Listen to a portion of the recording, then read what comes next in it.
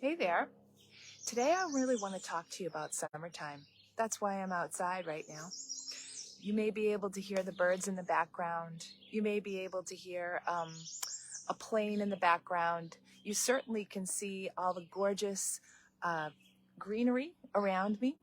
Even though right here in New Hampshire where I live, it's been pretty rainy lately, we do get these beautiful moments of sunshine, which I very much enjoy. So if you're like me, summer brings shifts, and with those shifts bring different ways to manage ourselves in our time, especially as entrepreneurs. And particularly when you're an entrepreneur who considers themselves periodically scattered, it's easy to get pulled in one direction or another direction. There's kids, there's this idea that, you want to have some fun in your summer, but yet, you need a plan for the fall, and you still need to create revenue for yourself during the summer. It's really important. Most of us can't just go 2 or 3 months without having money come in. So there's this push and pull and worry. And now that COVID's done, thank goodness, right? There's a lot more opportunities and kind of a continued pent up desire to do these things that in 2020 and in 2021, for the most part, we really just couldn't do. So that is some real stuff going on. So today I really want to talk to you about 5 steps to make sure that your summer is not overwhelming, because all these pushes and these pulls and stuff you got to do does get overwhelming, or certainly can get overwhelming, right? And on Monday, the 12th, at my complimentary Wisdom Warriors, we had a lot of people, far more than normal, to gather around and start to talk about this exact issue.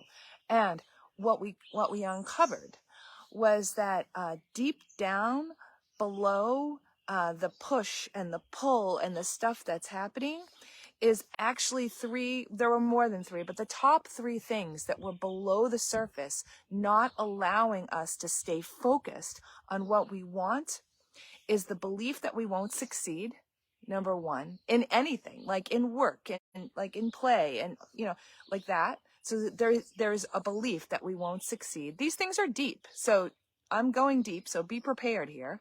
The second thing, and this isn't quite as deep, but it's a little deeper than maybe we first realize, is there's this decision that we have to make, many decisions actually.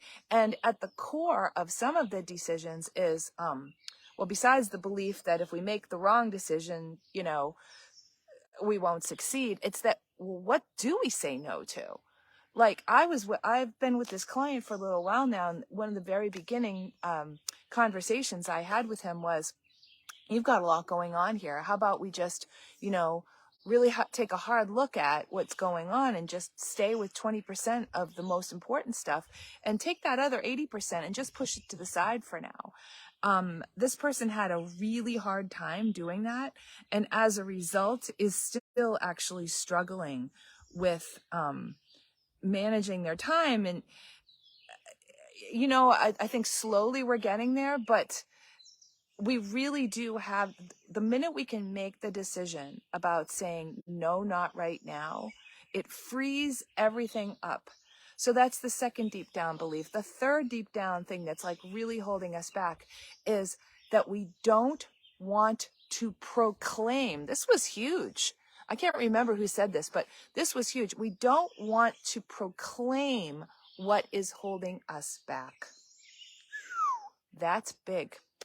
Now, these things do take time, of course, and in 1 hour, we're not going to figure all of that out. But in that 1 hour, we really did go deep and figured out what was wrong. I want to tell you a little story. Or what can be wrong. I want to tell you a little story about myself. And my children, one of them is gone now. He's on his own. And then the other one is a teenager, and he's doing pretty well. But we do, I do still need to parent him quite a bit. But when my kids were small, especially, and I was a single mom, certainly longer than I was a non-single mom, I really wanted that downtime, you know, but yet I never took it for myself. And I said I wanted it, but yet my actions didn't equal what I said I wanted. And until and unless I got to basically crisis level, I wouldn't take my downtime. And I'll tell you the truth, this is still something I'm working on, but I am so much better than I used to be. So it's a work in process. I didn't realize most of the time that I was doing too much. I didn't realize that, especially in the summertime, I had so much FOMO. I wanted my kids to have all the experiences, to do all the things.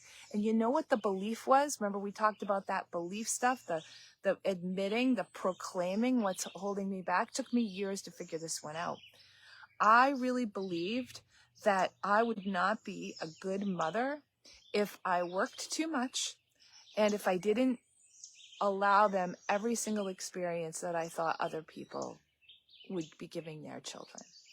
And I don't think I thought about that consciously. That was very much subconscious. That was behind the scenes. That was a belief. I don't personally work in beliefs work. However, I do have people that I could refer you to. A couple of my current clients are clear belief coaches. They're very good at what they do. I'd be happy to refer you to them. But what I want to say is that these beliefs are no joke, and they are part of the equation. As I said, what I'm doing is not the deep beliefs work. The first step is to identify what you want and what is getting in the way. And that is what we did on Monday.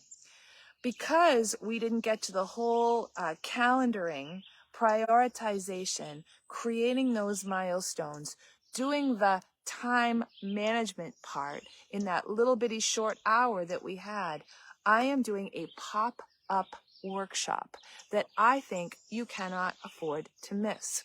Now, it's 2 hours. It's this coming Monday. It's going to be the 19th of June from 12 noon to 2 p.m. Eastern. So if you're in Eastern time, all you have to do is take an extra hour of your lunchtime. It'll be well worth it for you. And I made a really cool, like this will be coming out in an email. Maybe you're watching it through an email right now. We'll see. But I really like this graphic. It's called the anti-overwhelm solution. And that's what it is. That is what people said, is that they felt overwhelmed with this whole idea of work and preparing and fun and beach and kids and childcare and, oh my gosh, I need some downtime. And hang on, what about my business? How do I plan for these things? And how do I still feel like I can maintain that free flow? I'll tell you what, y'all, it's doable, and it's more doable and actually easily doable when you take a moment and step back and plan it. And that's why I believe you can't afford to miss this Monday. I would highly recommend that you change your plans and that you make this happen. Now, I am charging for this. However, you can pay as little as $1. It is whatever you believe you can afford, right? So invest in yourself. $1, $5, $10, it doesn't matter. I'm going to put a suggested number on there for what I believe it's worth. But again, there's no blame, no shame, and nobody knows what you've contributed. All I know is that you've contributed. And when you contribute, you know what that means? You're going to come and you're going to be diligent. You're going to stay the whole time, and you're going to get the most value out of your 2 hours so that you invest up front in June, right around the solstice, y'all. What a good time to do it, so that your summer has more of what you want and less of what you don't want. Alla freaking Luya. So, in summary, I believe in you. I know you can create exactly the life you want. I know that it does take step by step by step, and you want it all to be done in 30 minutes or 60 minutes. But the truth is that in 2 hours, you can really get moving. Now, I wanted to just say one more thing before I go, if you're still on with me. You may be thinking, well, heck, I didn't go to Wisdom Warriors, so I've already missed that part, right? You may be thinking this. Thank you for bringing that up. Here's what I'm going to do for you.